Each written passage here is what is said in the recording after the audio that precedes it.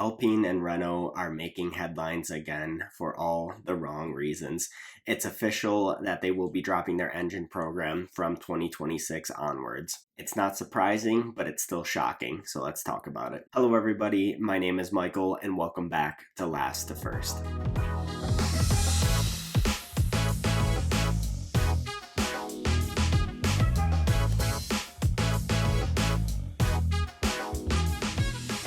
Renault's so-called Formula One team, Alpine, is continuing to make absolute memes of itself throughout this entire year and throughout its entire existence. It is crazy that here we are again with another absolutely massive, crazy thing that only Alpine would do. The fact that a works team is dropping their engine program to become a customer team is something pretty shocking, and it's got to be about the first time in history that this has happened. It is so surprising, and it's just not something that a normal F1 team would do, or a normal F1 team that is looking to remain committed to Formula One in the future. It's all very strange. So let's talk first how it all came to this point.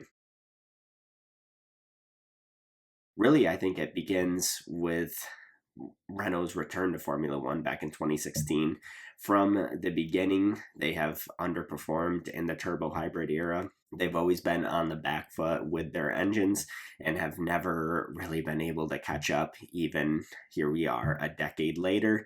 I know there are caps on what they can do with the engines right now. It's just reliability fixes. However, they just never seem to be able to catch up, and they have always been down on power.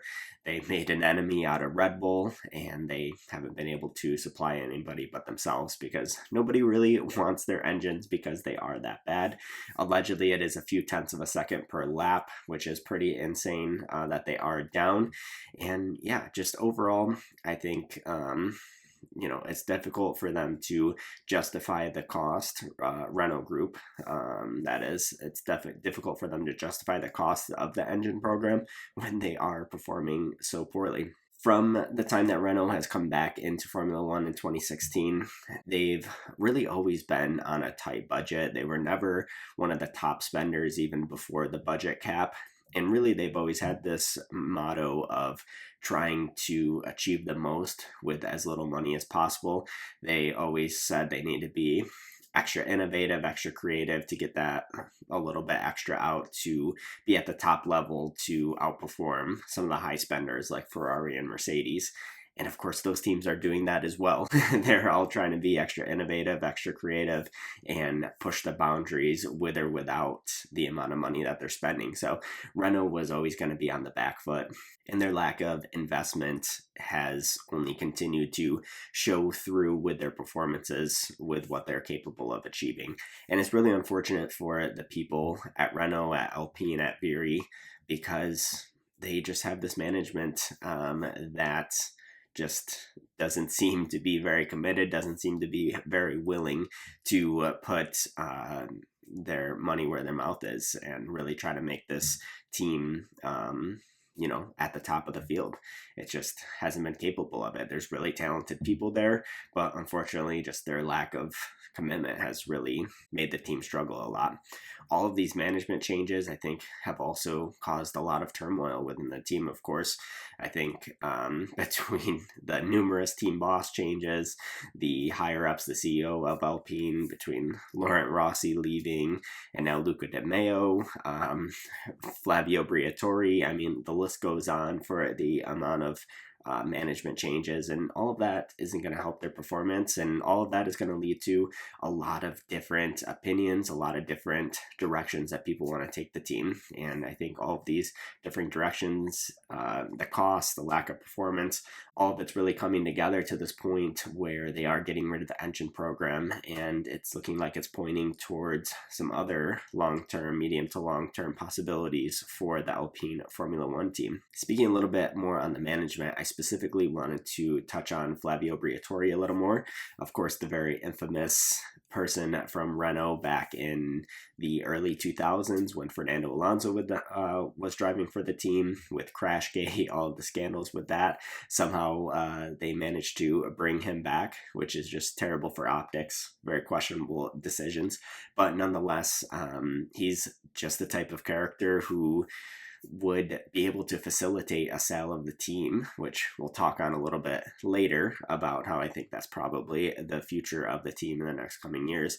But it seems as though Flavio Briatore was really the one to initiate some of these big changes, like getting rid of the engine program, just realizing that they'll get a much better bang for their buck, probably have a little better performance by getting rid of their engine program and saving a lot of money by just buying engines and being a customer team, which is crazy that that they are doing that, but it does seem like Flavio Briatore has been a key player in all of that. So, like I mentioned, all of those factors, I think, really just coming together to get to this point where they are going to be dropping the engine program. Now, technically, they didn't officially say that they are not doing it.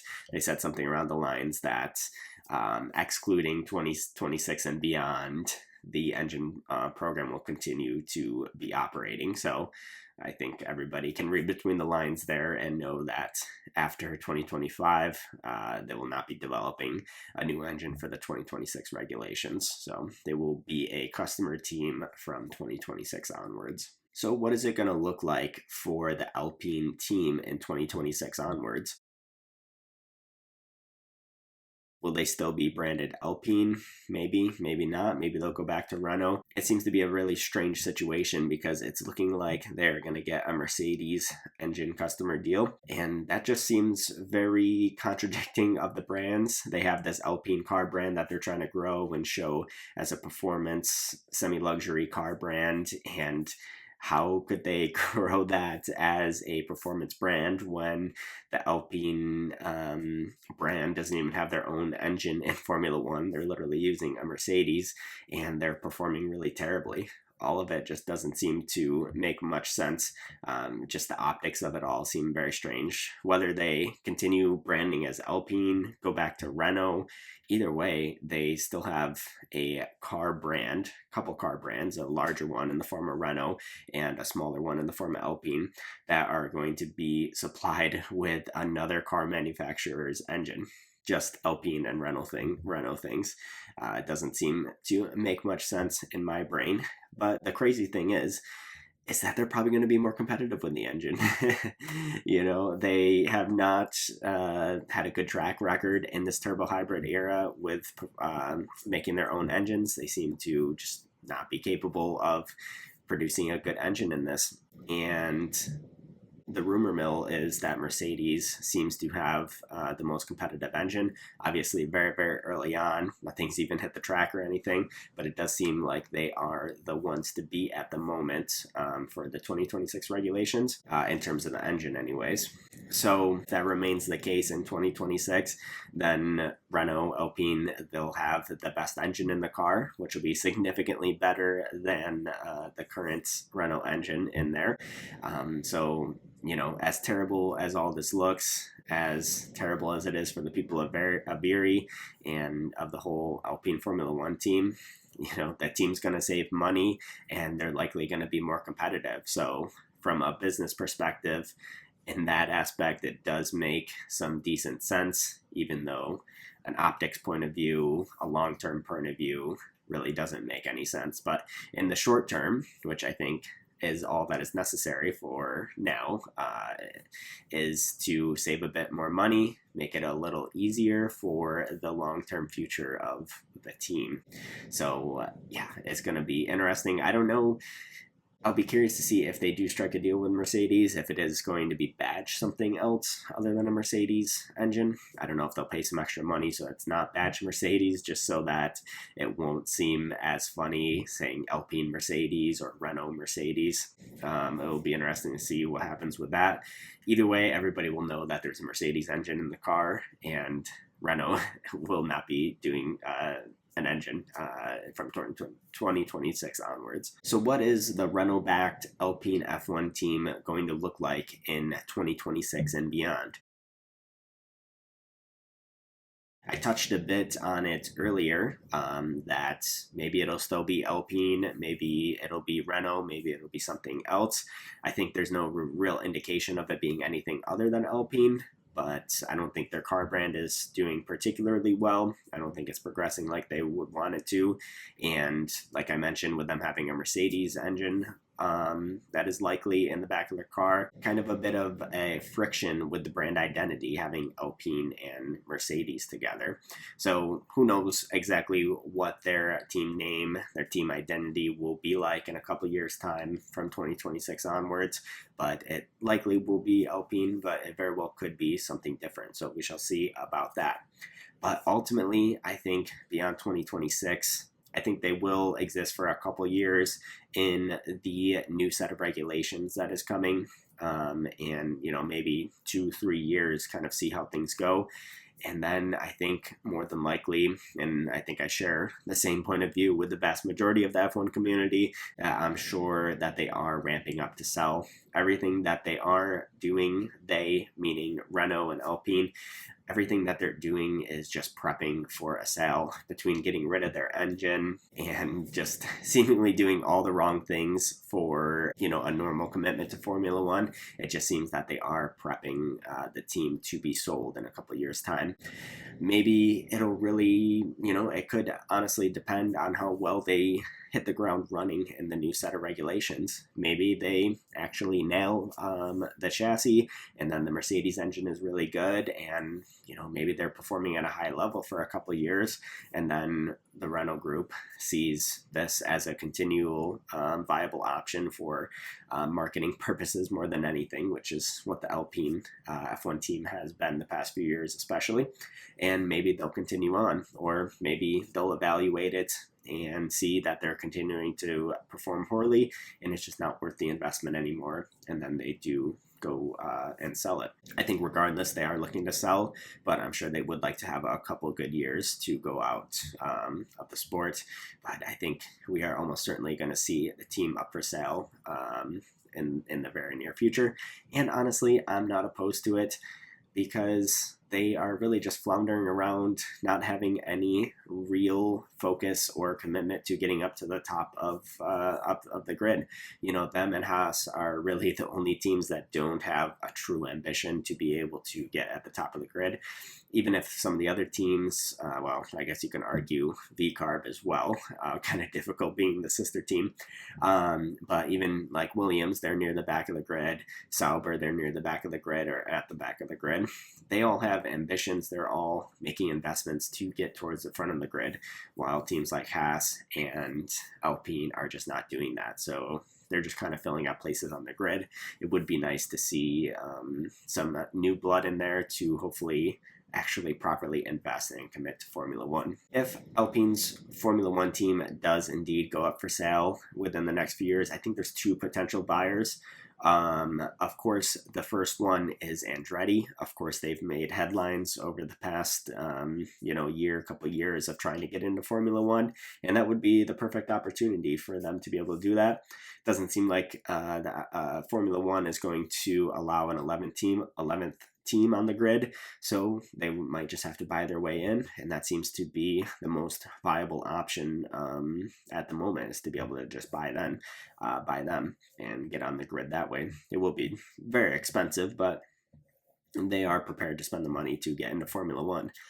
Also, Renault was supposed to be supplying Andretti in Formula One if they did get started, if they do end up actually making it to the grid. So they do already have some type of relationship together. So that would make sense for that to be a relatively easy transfer of ownership there.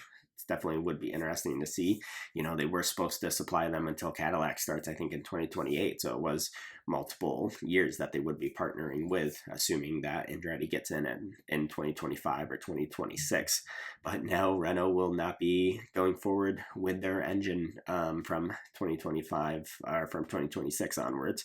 So what does that mean for Andretti? I'm not sure. Maybe Cadillac will bump up their desire to create a new engine, or maybe Andretti will try to find a new engine partner for the interim if they are able to get into Formula One. But even more than that, I think it's just possible that they might go around and buy Alpine altogether. And the second potential buyer is one that I think has crept up a little more recently, and that is High Tech, who is currently in Formula 2. And they were one of the teams, along with Andretti, to put in a bid to be the 11th team on the grid.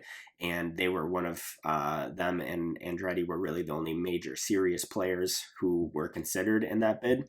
So they have a desire to get into Formula One, and it's very possible that they could go and buy the Alpine F1 team if it does end up going for sale. Now, more than just them being interested in joining Formula One, High Tech's founder, Oliver Oakes, is now the team principal of Alpine. So what an interesting coincidence that is. And like with Andretti's relationship with Renault, it seems that High Tech might have some type of relationship with Renault as well. So that creates an opportunity where there might be able to be a transfer of ownership there as well in a couple of years' time. Have Oliver Oakes run the team for now and try to build the foundation for when High Tech takes over the team if they were to buy it. So two really interesting potential buyers. I would love to see either of them make it onto the grid in place of Alpine, because it would be cool to see some new blood on the grid. Even better than them buying Alpine. I think it would just be nice to have extra teams on the grid, but nonetheless, I will take it either way. So yeah, I think the Alpine F1 team is going to look very different in the next couple of years, and particularly for their long-term future. I think it's not looking too promising if you are an Alpine fan or the people employed at Alpine, which is super unfortunate, but that's just Renault's history in Formula One, just back and forth, in and out, sometimes investing, sometimes not, most times not investing, most times underperforming. And here we are just in another cycle of them likely getting and gearing up to sell in a few years' time. While we knew this news was coming for some time now, it still feels so shocking, because what works team would get rid of their engine program? It's just kind of hard to comprehend, even though I knew it was coming. Everything, all the words were writing on the wall, and it's here, and it's really shocking, no matter how much I continue to think about it. But that's just Alpine and Renault in a nutshell for you. They just continue to make absolute scenes in the Formula One world, and it gives us lots of content to talk about, so I can't fault them for that. I'm appreciative of that, and it will be sad if they are out of the sport in a few years' time. But thank you all for tuning in and listening to my thoughts on the decision of Renault Group to get rid of their engine program from 2026. I would love to hear your thoughts down below in the comments. Let me know what you guys think is going to happen to the team going forward, and what you guys have made of Renault's time in Formula One, particularly in their recent stint from 2026 onwards. Would love to hear your thoughts. And give me a follow on social media if you are interested. I'm on X as Last to First Real, first spelled F1RST. I'm also on Instagram as Last to First. Find me on all the podcast platforms like Apple, Spotify, Google. I also have a blog, lasttofirst.wordpress.com. Once again, first spelled F1RST. So give me a follow on there. Give me a comment. Let me know what you guys are thinking about this Alpine news. And I look forward to seeing you all in the next one.